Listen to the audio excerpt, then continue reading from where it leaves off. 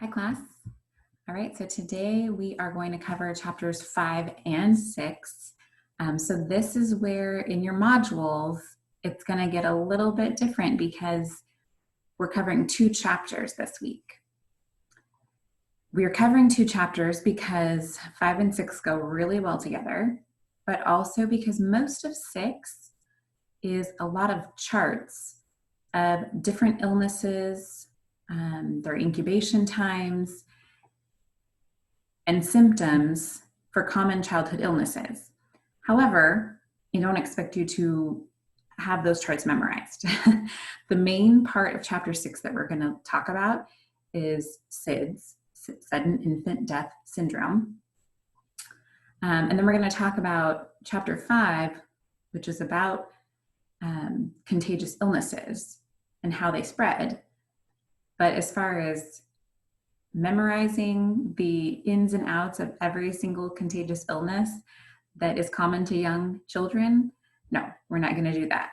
So most of 6 is the charts that are good for referencing, but they're not something that I expect you to remember in detail anyway.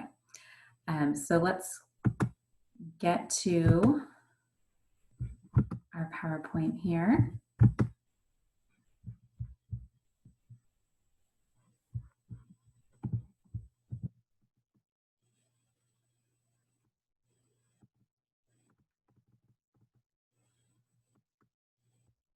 Start with this page.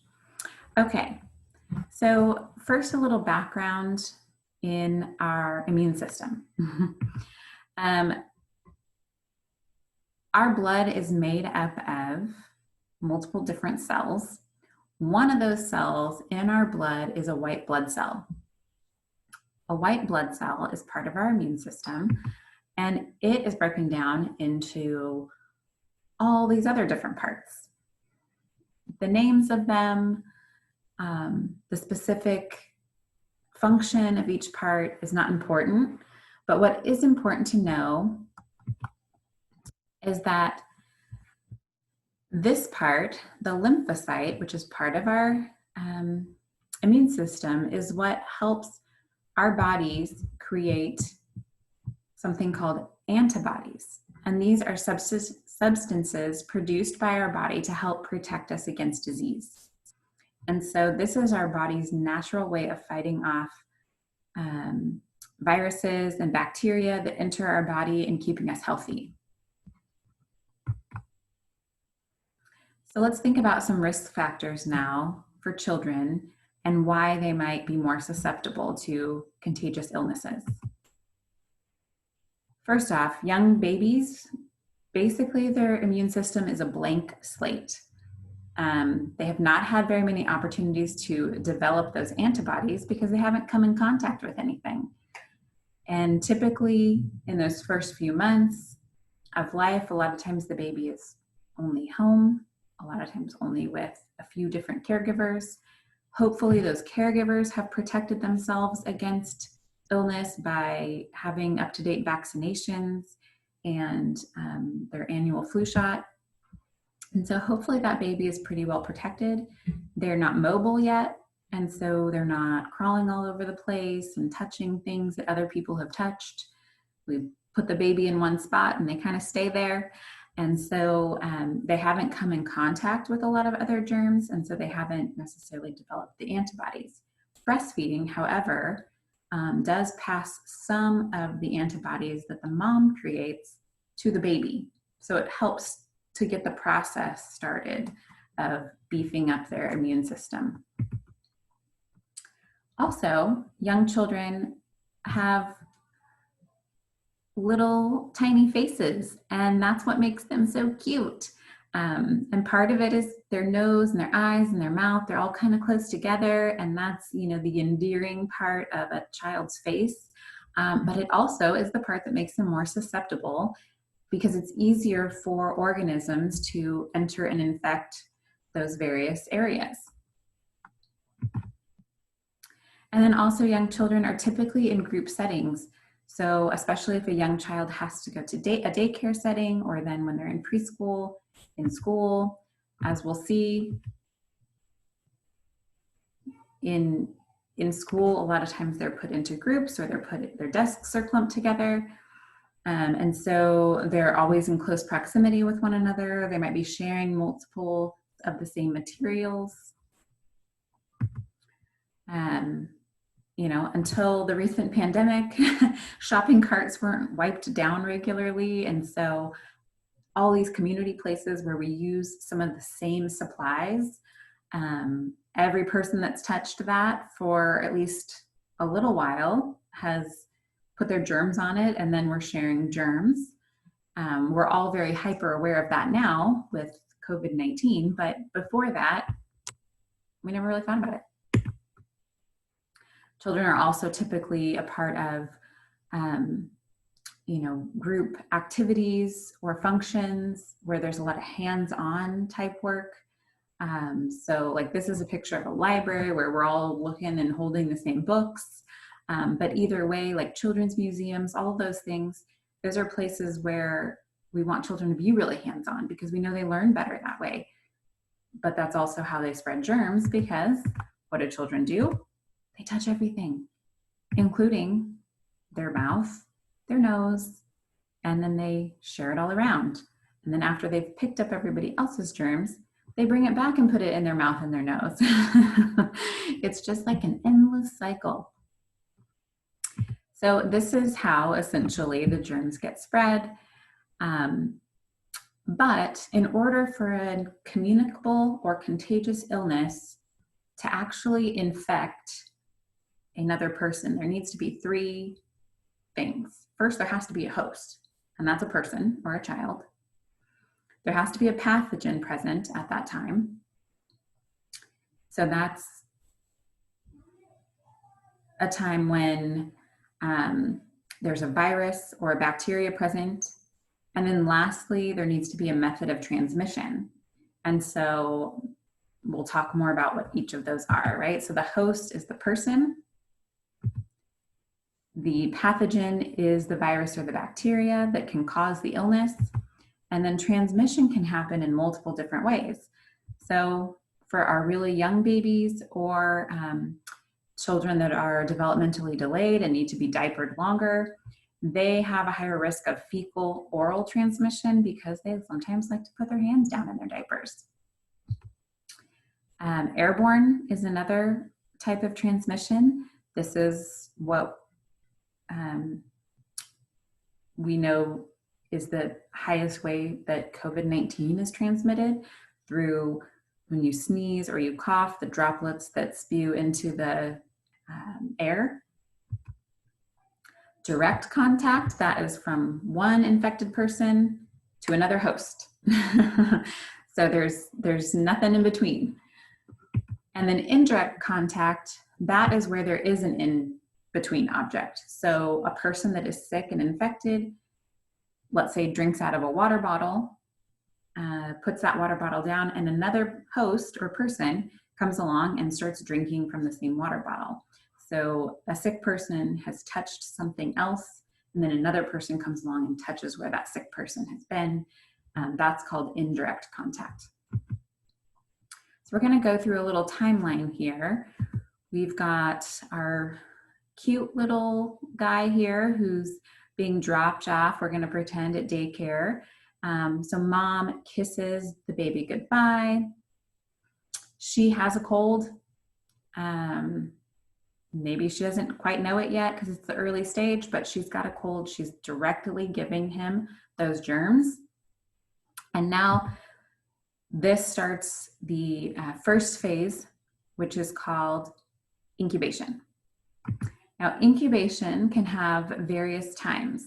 For the common cold, it's really just like maybe 12 hours to 24 hours. It's basically the next day you'll start to see some symptoms. Other incubation periods, like COVID-19, for example, they say it could be up to 2 weeks. So every virus has its own amount of incubation time, but that is a time when you are starting to get sick, but you really don't have any symptoms yet, but you have been infected with the virus or the bacteria.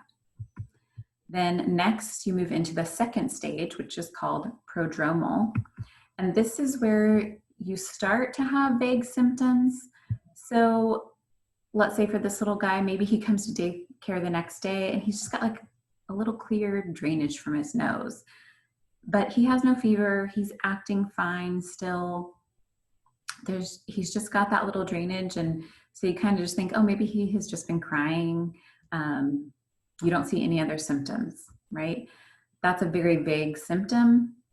But during this prodromal stage, it goes from vague to specific.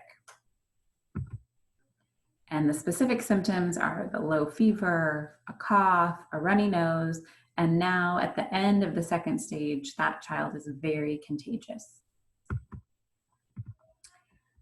The third stage is called acute, and that is just the persistence of these symptoms, whatever they are. So for a cold, it would probably be a low fever, a cough, and a runny nose. The child is still very contagious and not feeling well. So all during this time, like once you hit the end of prodromal and you realize you've got specific symptoms, and while that child is acutely symptomatic, they should not be in school, because this is when it's most likely that they will pass on those germs. And it's obvious at this point. Now you know, and so if you know, you should do something about it. And last is convalescent. So this is when the child's starting to recover. The symptoms are gradually going away. And for the younger the child, the longer that gradual going away process is, just because their body has never been introduced to those germs before. And they don't necessarily know how to fight it off as well, so it just takes longer. The symptoms eventually disappear and the child returns back to their normal affect, feeling healthy again. And at this point is when they can return to school. So some of the control measures. Teachers need to really rely on their observation skills. You are going to see these kids every day. And so when there's a slight change in behavior, even sometimes before one of those symptoms is present, you might notice that and just kind of start to think, I wonder what's going on. So if you notice this child just seems like they don't have as much energy, or their cheeks are a little pink today, or they're just not in a happy mood, and normally this is a very joyful child, you know, if they're acting like they want to do more kind of quiet activities, let them, because then if they actually are getting sick, you're going to have reduced their exposure to the rest of the group. So just being mindful of some of those first behavior changes, because sometimes those are the first symptoms in young children. And then making sure you have an effective written policy, because the reality is that getting sick is typically not expected, and it's a big inconvenience. And it's not only an inconvenience for the child, but it's an inconvenience for the family. And it can be really hard for families to take off work unexpectedly, find additional care for their child. And so it's hard sometimes, but families need to know, what is the expectation if my child is sick for them coming to school, right? So it needs to be consistent with state regulations.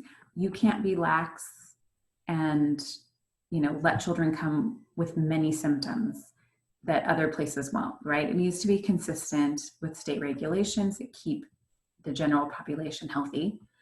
They also need to be in place before that child begins the care at the facility, so that the family knows what to expect. And it needs to be written and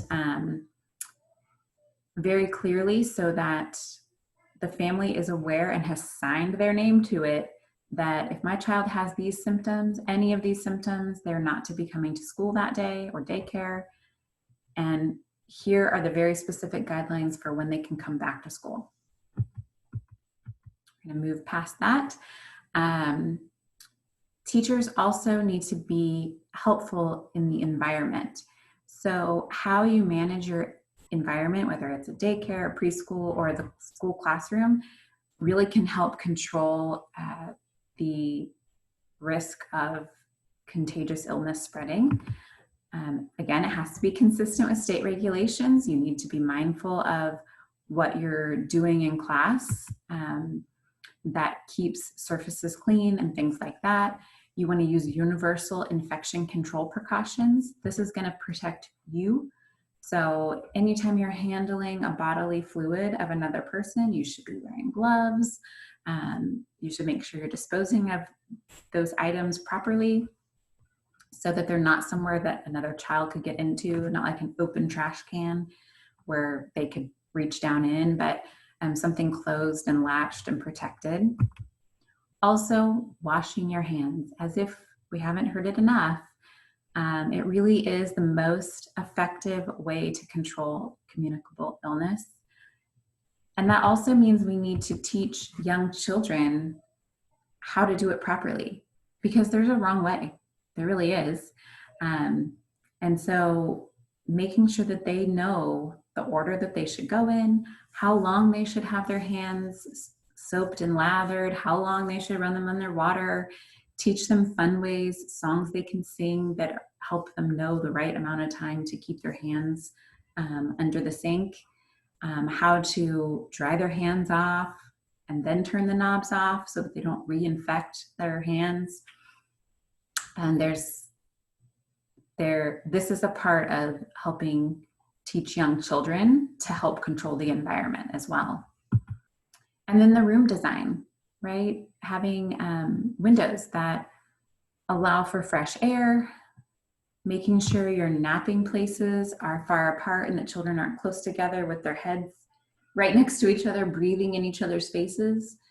You want to make sure that you're protecting the space from animals. So this is mostly thinking of outdoor spaces like sandboxes that stray cats will use as a litter box and things like that.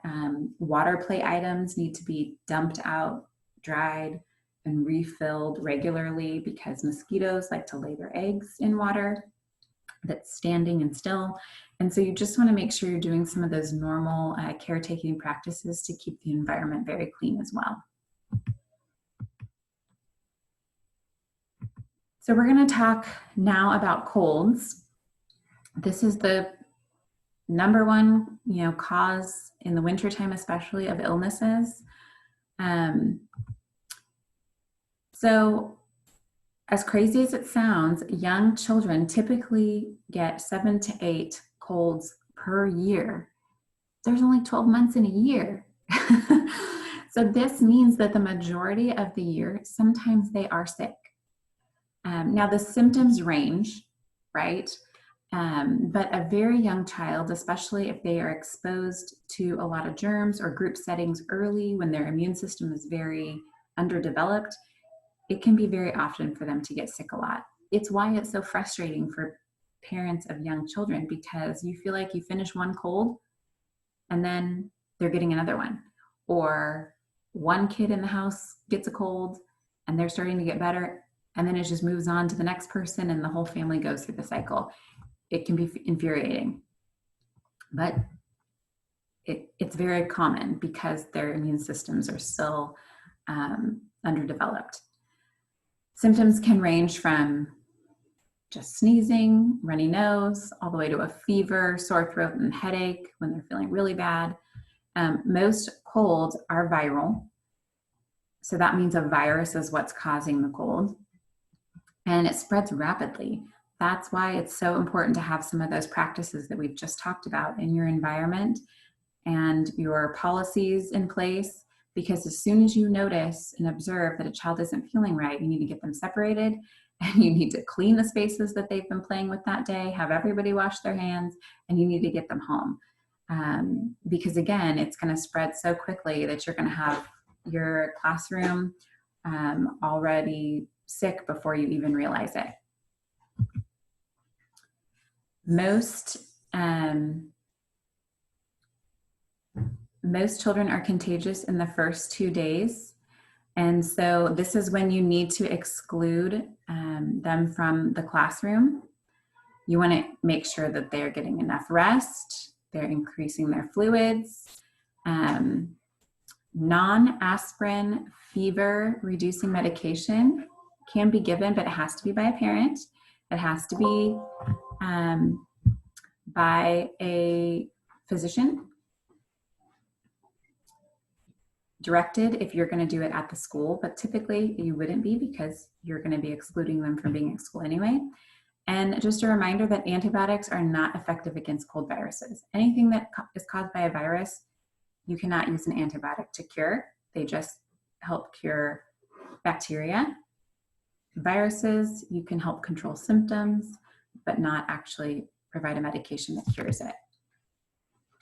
As children begin to experience less frequent colds as they get older, which is great because their immune system has beefed up.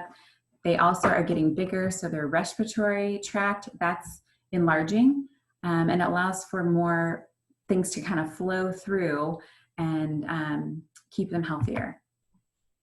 Okay, now we're going to move into the part of chapter 6 that I wanted to talk about, which is SIDS. So SIDS is the unexplained death of an infant under the age of 12 months old. It occurs during sleep time, so either naps or at nighttime. And 20% of these occurrences happen outside of the home. So that means at a daycare. And so that's why it's important to talk about, even if you don't have children of your own, if you're ever caring for others, for young babies, you need to be able to keep them safe. Despite awareness and research, SIDS is the leading cause of death for infants, and it peaks between the ages of 2 and 4 months. So what that means is the most common time when children or babies are susceptible to SIDS is the 2 to 4 month range. That's when most SIDS occur. However, it could still occur anytime between 0 and 12 months. And what's typically happening during SIDS is it's called apnea. It's an absence of breathing. Typically, it's apnea is a momentary absence, but for babies that succumb to SIDS, they don't start rebreathing. So with research, one of the things that researchers realized was that many of these babies were sleeping in unsafe conditions, or it was the condition in which they were sleeping that might be presenting the problem. And so they created something called Back to Sleep. It was a campaign to encourage parents and caregivers to always put the baby on their back when they're sleeping at nighttime or at naps. And what they have found is there's been a 50% decrease in the amount of SIDS just by keeping babies on their backs. They also include a safe sleep environment. So that means using a firm, tightly fitting mattress, cover, only the sheet. I know we want to buy all the things because it looks so cute together with the bumpers and the pillows and the big blankets and the stuffed animals that match, but you don't. You need a crib and you need just a mattress, basically. No soft bedding.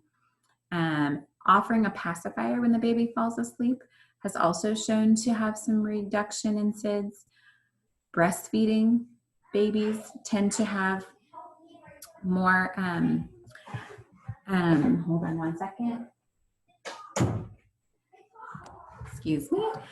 Tend to have lower incidences of SIDS as well.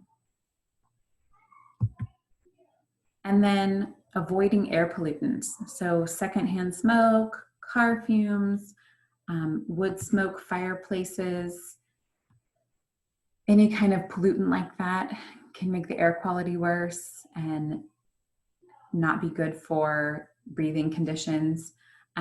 Immunizing your children, or babies, has shown to have a decrease in SIDS risk as well, but also making sure you go to those well-child checks. And then use tummy time for awake time to strengthen the baby's core and neck muscles. This is important because at some point that baby will roll over in the night, and we want them to be able, once they're laying on their stomach, to be able to turn their head, because that's a natural kind of response. Like if you're turned a certain way and you kind of plug up your nose, you move and you shift in the night. But really young babies can't always do that when their neck muscles are so weak. And so using tummy time during awake time strengthens their core and actually gives them the ability to move into a safe sleep position if they end up in an unsafe one. Okay, and that covers chapter 5 and chapter 6. I'm sorry for the little interruption there. If you have any questions, don't hesitate to ask, and we'll be in touch soon.